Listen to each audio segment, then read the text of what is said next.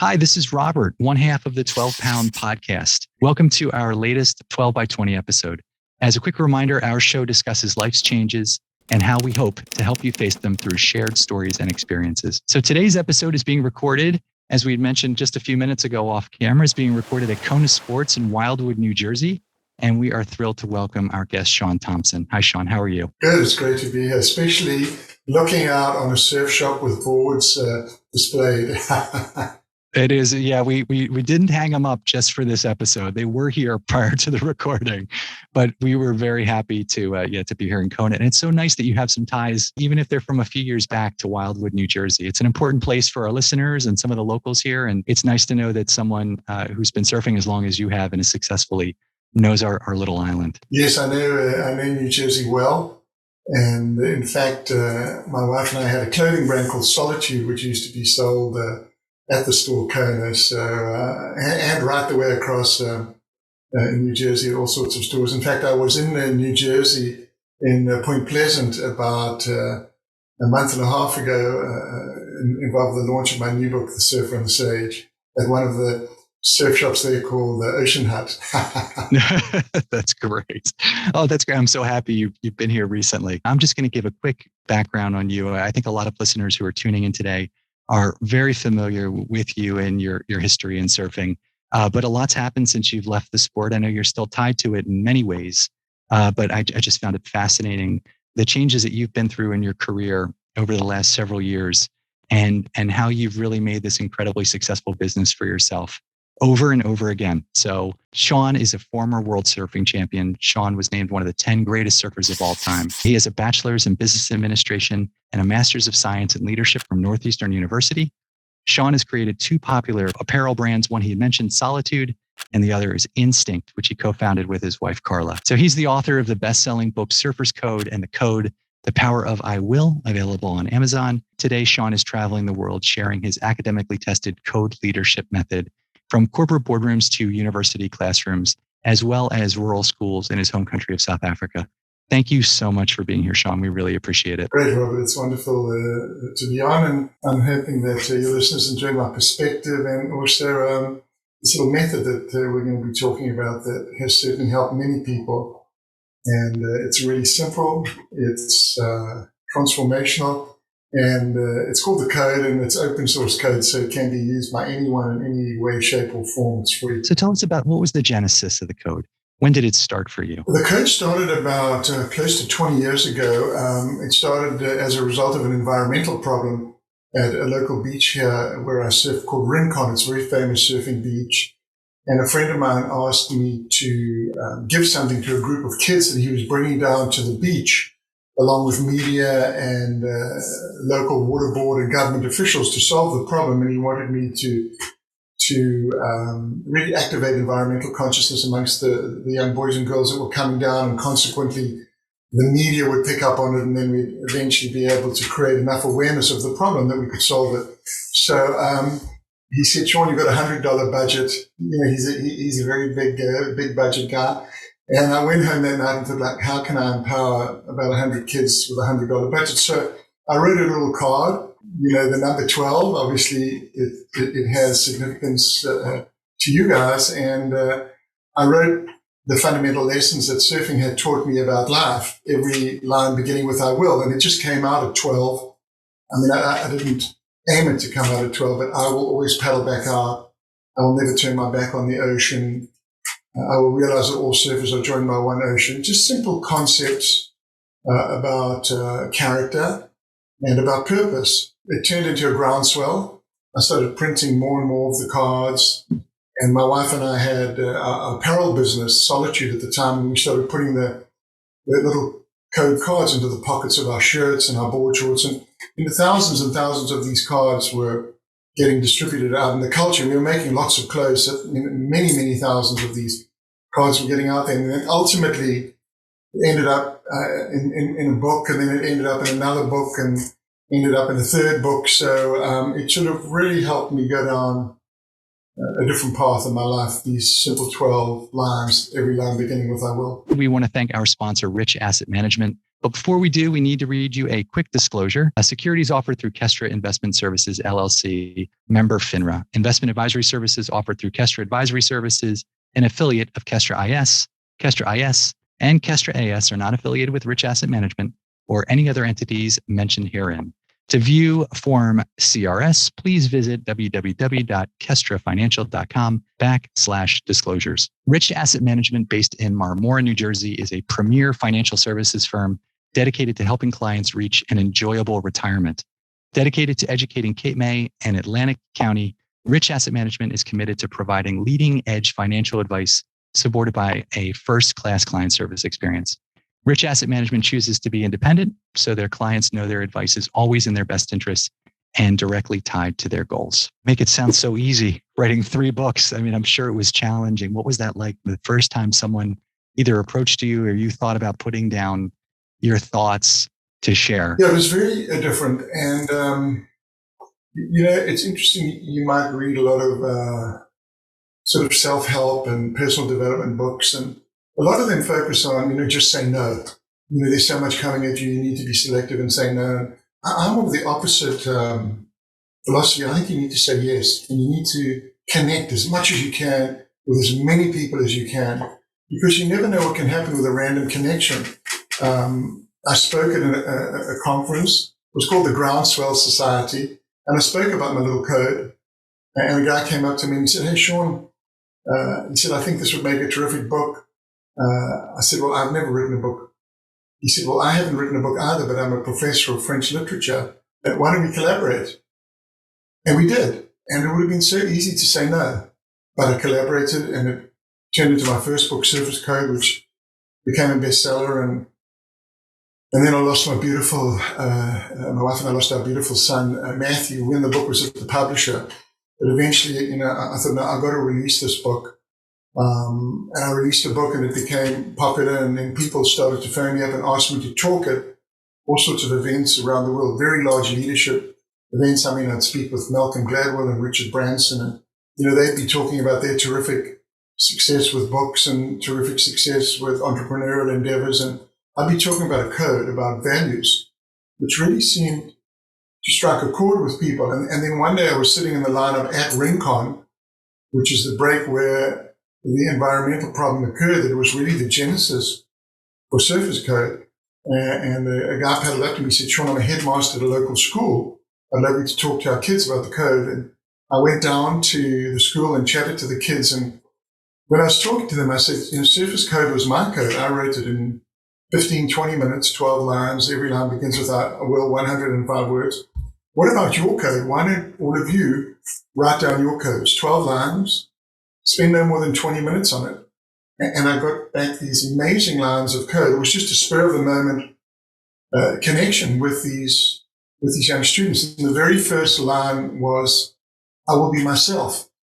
We lost Matthew a number of months before, and that line that first young girl sent me was just amazingly, I think, inspiring. It was very, very powerful, and it was like a statement. Like she put a flag in the sand and said she wasn't going to be pushed around, she wasn't going to be victimized, she wasn't going to be bullied. So I immediately phoned up Patrick and I said, "Hey, Patrick, we've got to do another book, and this book is going to be a framework for positive decision making amongst kids," and it was called The Code, The Power of I Will. So, and every chapter title was written by a student. I will pray, I'll have faith, and then we built stories from my surfing experiences around those 12 chapters. And then the book came out and became popular, and then I started speaking to hundreds of thousands of students and the best universities in the world. And then also the best companies in the world, Google, Cisco, so many massive, GM, Disney, Gap. I speak to massive companies about how to find purpose. A couple of years ago, a friend introduced me to another friend at lunch. He said, "I thought you guys would like each other."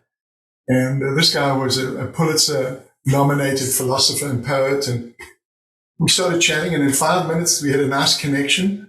His name is Noah Ben Shem. He said, hey, Shaun, let's write a book together. So I went, okay, we'll call it The Surfer and the Sage. And he said, A Guide to Surviving Around Life's Waves. So that's what can happen. And now the book came out. I launched on the Today Show. It went to #1 on Amazon in its genre. And it all has come from two things. One is saying yes, and two, saying I will. How simple is that? It really is. That's amazing. It is interesting if just, that ability to say yes and to kind of not to oversimplify, but kind of go with the flow. And, when you're in a conversation, being able to, to take it somewhere where you may not have expected, but you go with it nonetheless. Well, let me start by saying I'm terribly sorry for the loss of your son. I appreciate you sharing that with us and our audience. I'm sure that was very difficult. And I'm sure devastating. And I'm sure since then, maybe in some ways, though it sounds strange, inspiring, because you've done so much by creating this content that people can look to, particularly those people who are looking for a will to go forward and think about next steps. And if you think about your own career, and tell me if I read this correctly, that your first trip to Hawaii as a surfer was a bar mitzvah gift. Is that true? That's true. That's unbelievable. So I was thinking how something like that, and I think it was from your father, if I also read that correctly, that something that came from your parents then translated into this career for you. And then since then, you've had these other career iterations. Yeah, I think my parents were incredibly supportive of all their three children, my mom and dad. I mean, they got divorced when I was around about 10 years old. But, I never heard my mom say anything bad about my dad, and I never heard my dad say anything bad about my mom. So we were just, we were surrounded with love, I think. We were never allowed to fight. In fact, my mom used to say, there is no fighting with your brother and sister allowed in this house. She would say, this is how wars are started.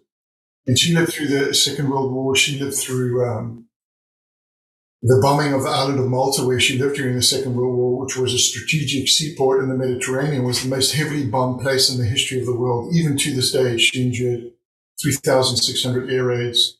For 4 years, they lived in underground shelters. So she had this, she was a very prayerful woman too. She loved to pray. She was way more spiritual than she was religious. I think even though she was religious. So, there was this sort of beautiful softness and this importance of relationships between a brother and sister, mom and dad, father and son. My dad loved sport. He loved me to succeed. But he was never overbearing. And I think it's a wonderful lesson for all parents is not to be there to direct traffic, not to be there to direct career, but just to be there as a supporter, to be there for your children with advice, but not judgment, and not prescription. So when I was in the water and I knew my dad was watching me competing, when I came in, he would never tell me, well, you should have done this or you should have done that, or he would never be on the beach with a flag or towel telling me which way to go. It was my responsibility. So both of them gave us a lot of responsibility, but they had, they trusted, they trusted all of us. So I think with that responsibility and trust came this sort of measure of, you should be, you should always try to be your best and try to be at your best. My father had been a great athlete in his youth. He was actually, wanting to go to the Olympics to win a gold medal in swimming. And at a young age, when he was 22 years old, he was very badly attacked by a shark. He was nearly killed. But he was never, which destroyed his career, but he never ever lost his love for the ocean. And he was never bitter about his loss. And he loved me to succeed. Yes, he loved me to succeed because he could participate in that. But I never felt like I was doing it because it was his dream. What seems like your parents instilled those fundamental character traits in you at a young age. As you go out and now you're as a public speaker, whether you're speaking to one of these corporations or a university, how do you find it's received? I mean, character is an interesting quality. If you are looking at a company or a person who is of high character, it seems like they have a higher return on investment. There's more that they can deliver as a result. So how has that teaching process been, and how has it been received as you've been speaking to these large groups of people? So when I talk, I try to do two things. One is give a perspective on my life and give a perspective on my character. But it's not a prescription. All it is a perspective. You know, I'll tell a story about commitment, and I'll tell a story about connectivity and perseverance and resilience. You know, I just want to show the important traits that have helped me in my life. Not only be successful in surfing and business, but also, you know, have helped me endure heartbreak and grief and loss and be a better person. And then I show the code method. So the code method is just a simple tool to activate purpose. Purpose is a long-term commitment to accomplish aims that are meaningful to yourself and to the broader world. So purpose is like the power to find so that you can be committed long-term to meaningful endeavors, not just visualization, but introspection, and then creating a concrete path by writing your code, 12 lines, every line beginning with I will, is a wonderful way to activate the impetus and power to realize those commitments. And then if you couple that, this is a super cool part, if you couple that with a public statement, so people state their commitments, their 12 lines. And what this does, it creates this feeling of connectivity, plus it creates this feeling of vulnerability, which in this context is incredibly important, because this is not about competition. This is about engagement and connecting with a fellow human being at a deeply spiritual level. I like to say when people write their 12 lines, they write in a different language. They write in spirit language. Because when people write their 12 lines, everyone writes the best version of who they want to be. They don't write, I will hit my third quarter goals. They don't write, I will be financially successful. People aspire towards noble pursuits. I'll have faith. I'll pray. I'll lift others up when they're down. I'll be a mentor. I'll be a lifelong learner. You know, people write, I will be a better spouse. I'll be a better husband. I'll be a better father. I will be a better father and I will be a better spouse are very, very popular. And when everyone reads everyone else's, people realize that we're very, very similar. We're way more similar than this perception of living in a divided world. And yes, there's this chasm between Republicans and Democrats. But when people write their code, they're not Republicans and they're not Democrats. They're just part of this collective humanity. When I read, you know, and I see people's codes, I like to think I've got the best job in the world because I'm seeing the absolute beauty, the true beauty of the human spirit. Everyone writes different lines, but we only write 2 lines. And the meaning, the true meaning of our lives can be illustrated by 2 lines of code. I will be better. I'll help others be better. That's what people write. And that's like the purpose of life. We want to be better. We want to help others be better. That's it. That's how simple it is. Thank you for sharing all that. And thank you for sharing your stories. This was one of my favorite 12 by 20s. So thank you for spending the time today. It's been a pleasure, Shaun. We wish you the best of luck. We hope to see you down in Southern New Jersey in the Philadelphia area before too long. And before we do, if you like what you hear, please check out Shaun's website at www.shauntomson.com.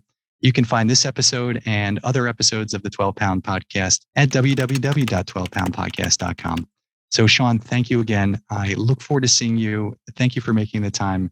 And I wish you the best of luck. Thanks so much, Robert. And hi to your mom. Thank you. And she will love that.